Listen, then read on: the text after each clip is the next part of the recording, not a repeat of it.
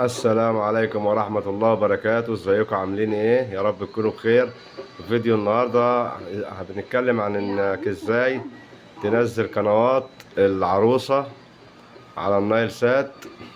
طبعا تردد قنوات العروسة زي ما انتم عارفين 11 6 7 9 عمودي على 27,500. طبعا هي دي الباقة بتاعت العروسة، الصوت اللي شغال ده. بس انا مش عايز اجيب اللوجو بتاع القناة عشان خاطر الفيديو بينحذف طبعا لما بنظهر اللوجو بتاع القناة. تمام. دي اول قناة معانا، وادي التانية. 2 مسلسلات وفي 3 افلام. دي باقة العروسة. ودريم لايت دي برضو نفس الباقة نازلة جديد معاها. تمام. ف اللي حابب ينزل التردد، طبعا التردد 11 6 7 9 عمودي او في على 27,500 على النايل سات. طبعا ازاي تضيف التردد؟ لو جهازك كيو ماكس هتتك منيو وتنزل على التركيب، تتك اوكي. اعدادات الهوائي تتك اوكي. بعد كده تروح على قائمة الترددات دي، تخش يمين هيظهر لك الترددات كده، تتك اوكي. هيظهر لك هنا الترددات اهي. طبعا كلمة اضافة هنا باللون الاخضر، هنتك اخضر.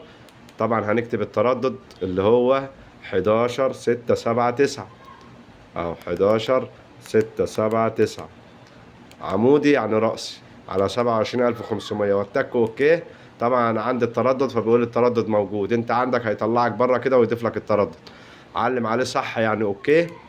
بعد كده هتشوف كلمة الازرق باللون الازرق اهيت، تعمل كده هيقول لك البحث عن القنوات المجانية فقط، تقول له نعم. خليها زي ما هي لا يعني واتك اوكي.